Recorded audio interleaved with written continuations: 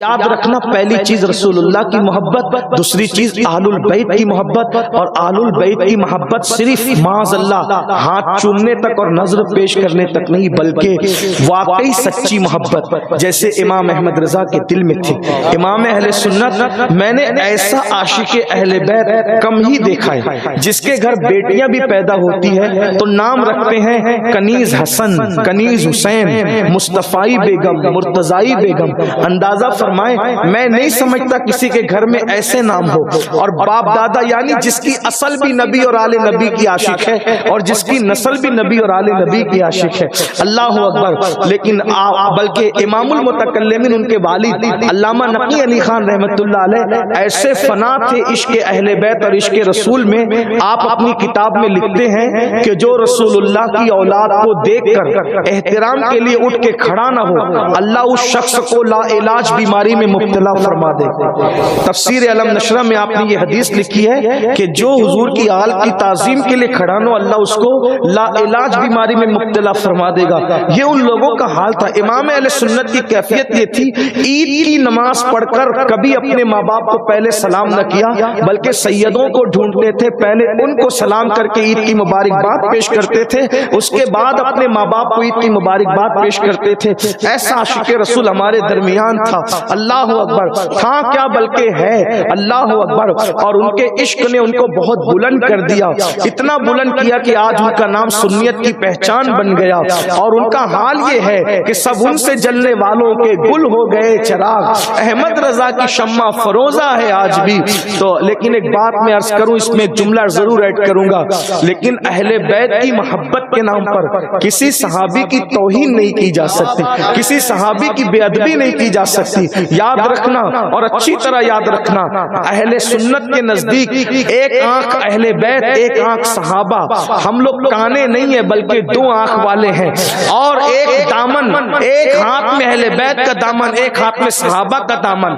ہم لوگ لونجے نہیں ہیں بلکہ دو ہاتھ والے ہیں، اور میرے امام کہتے ہیں جن کی دو آنکھیں اور دو ہاتھ سلامت ہے پھر ان کا بیڑا بھی پار ہے۔ کہتے ہیں اہل سنت کا ہے بیڑا پار، اصحاب حضور نجم ہے اور ناؤ ہے، اطرت رسول اللہ کی۔ کچھ لوگ ہم سے یہ کہتے ہیں کہ تم لوگ سید ہو کر سیادت کو رسوا کرتے ہو، اور فلاں کی تعریف کرتے ہو اور فلاں کی تعریف کرتے ہو اور صحابہ کو پیش کرتے ہو۔ ہم کہتے ہیں ہم پابند اپنے باپ داداؤں کے، ہم جلسوں کے ماحول کے پابند نہیں، ہم لفافے کے وزنی اور ہلکے ہونے کے پابند نہیں، ہم لوگوں کی خوشی اور غم کے پابند نہیں، ہم اپنے اسلاف کے پابند ہیں۔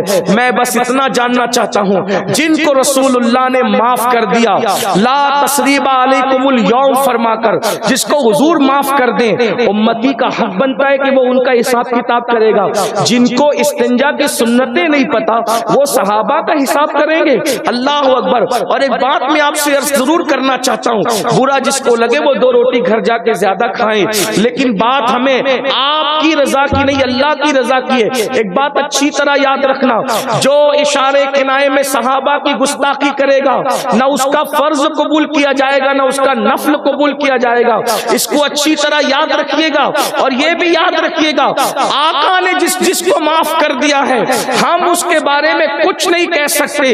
اب اگر آپ کچھ کہنا چاہتے ہیں تو اس کا مطلب یہ ہے حضور جس کو معاف کر رہے ہیں آپ اس کو معاف نہیں کر رہے ہیں، تو اس کا کیا مطلب ہوا کہ آپ اپنے نبی سے آگے بڑھنا چاہتے ہیں، آپ اپنے نبی پر اپنی مرضی کو مسلط کرنا چاہتے ہیں۔ پھر آپ کہتے ہیں نہیں وہ تو رحمت للعالمین تھے، بالکل وہ رحمت للعالمین تھے، لیکن حضور علیہ الصلوۃ والتسلیم کی مرضی پر اللہ اکبر جب قرآن مقدس جب وہ رضا کا اظہار کرتا ہے تو ہم کون ہوتے ہیں ناراضگی کا اظہار کرنے والے؟ اور یاد رکھنا جن کے اپنے خود کے قرآن مقدس کے حوالے سے مخارج درست نہیں ہے، جو قرآن کی 4 آیتیں صحیح نہیں پڑھ سکتے، وہ صحابہ کے بارے میں باتیں کرتے ہیں، جو صحائے ستہ بھی مخرج سے نہیں کہہ سکتے وہ لوگ صحابہ کے بارے میں باتیں کرتے ہیں۔ نہیں ایک بات آپ کو کہوں، بہت پیاری بات کہتے ہیں، کچھ لوگ کہتے ہیں ہم قادری ہیں پھر بھی ہم ایسا کریں گے، ہم چشتی ہیں پھر بھی ہم ایسا کریں گے۔ میں نے کہا اگر کوئی یہ کہہ دے کہ غوث پاک کے مرید تو بگڑ گئے تھے، غوث پاک کے مرید تو بگڑ گئے تھے، تو یہ علماء بھی میرا ساتھ نہیں دیں گے اور آپ بھی میرا ساتھ نہیں دیں گے، اور ویسے مجھے یہ کہنا بھی نہیں ہے کیونکہ میں تو کٹر اور متعصب قسم کا قادری ہوں، ہم تو قادری ایسے ہیں الحمدللہ۔ لیکن ایک بات آپ سے کہتا ہوں، اگر کوئی کہے بفرض محال اگر کوئی کہے کہ غوث پاک کے مرید بگڑ گئے تھے، آپ کہیں گے یہ نہیں ہو سکتا۔ کیوں نہیں ہو سکتا؟ کیونکہ غوث پاک نے فرمایا میں میرے مریدوں کو توبہ کے بغیر مرنے نہیں دیتا۔ توجہ فرمائے، غوث پاک کہہ رہے ہیں میں میرے مریدوں کو توبہ کے بغیر مرنے نہیں دیتا، یعنی جو بھی میرا مرید ہوگا اس کو میری نسبت کی وجہ سے توبہ کی توفیق ہوگی۔ ارے نادان، جب پیروں کے پیر، بڑے پیر غوث پاک کا مرید بغیر توبہ کے نہیں مرتا تو رسول اللہ کے مریدین بغیر توبہ کے دنیا سے کیسے جا سکتے ہیں؟ تمہیں غوث پاک کے فیضان پر یقین ہے، رسول اللہ کے فیضان پر یقین نہیں ہے۔ پھر اس کے بعد اگر کہتے ہیں کہ ہم چشتی ہے تو غریب نواز سرکار نے غریب نواز سرکار کے بارے میں بابا قطب کہتے ہیں کہ اکثر غریب نواز آنکھیں بند کر کے بیٹھتے تھے اور جس دن آنکھ کھول کر جس پر نظر ڈال دیتے اس کو ولی بنا دیتے تھے۔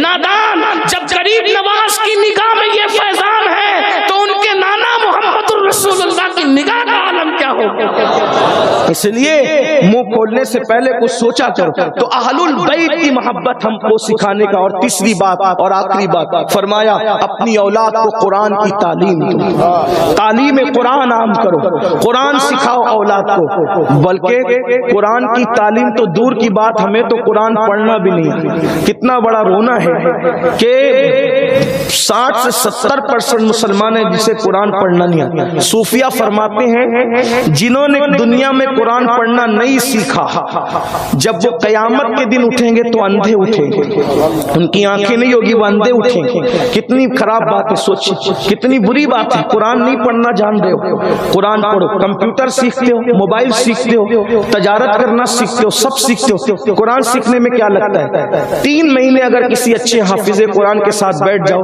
5 پارے صحیح سے پڑھا دے تو 25 پارے تم خود ہی سے پڑھ سکتے ہو۔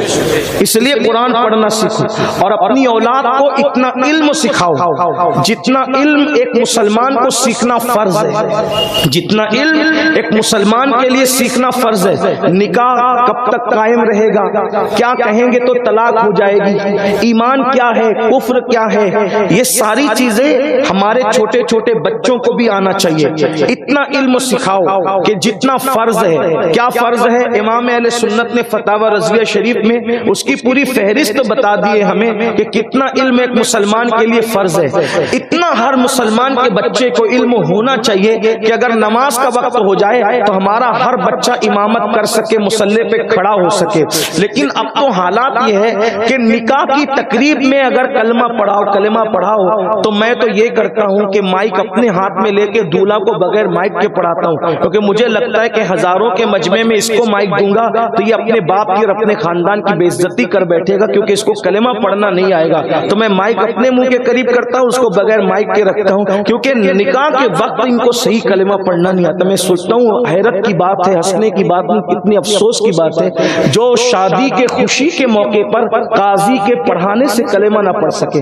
ذرا توجہ کریں، آپ غور فرمائیں، جو شادی میں خوشی کے موقع پر قاضی کے پڑھانے سے کلمہ نہ پڑھ سکے وہ موت کی تکلیف کی شدت میں کیا کلمہ پڑھ سکے گا؟ اندازہ تو فرمائے کیا حالات ہے۔ تو اس لیے اپنے بچوں کو سب سکھایا، دین سکھائیے، اور جو مدرسے، جو علماء دین کی خدمت کر رہے ہیں، علم کی خدمت کر رہے ہیں، تعلیم کی خدمت کر رہے ہیں، ان کا ساتھ دو، ان کی مدد کرو، اور اللہ اکبر، رسومات پر پیسے خرچ کرنے کی بجائے دینی اداروں پر پیسے خرچ کرو۔ میں لوگوں کو یہ بات کہتا ہوں، کاش حضرت شاہ جہاں کو کوئی یہ مشورہ دیتا کہ ممتاز کے نام پر تاج محل بنانے کی بجائے ایک ممتاز یونیورسٹی بنا دیتے تو قوم کا بھی فائدہ ہو جاتا، ممتاز کا نام بھی قیامت تک زندہ رہتا۔ تو جو غلطیاں آپ کے باپ داداؤں نے کی نا وہ آپ نہ کریں۔ میں نے کل کی مجلس میں بھی یہ بات کہی کہ 2 کروڑ کا مسجد کا مینار تعمیر مت کرو، وہ 2 کروڑ کا اچھا ادارہ تعمیر کرو، اچھا اسکول تعمیر کرو، اچھا مدرسہ تعمیر کرو۔ اور علماء اور سادات یہاں موجود ہیں، اگر غلطی کروں گا تو یہ ابھی اصلاح کر لیں گے، میں انشاءاللہ اپنی بات سے رجوع ہو جاؤں گا۔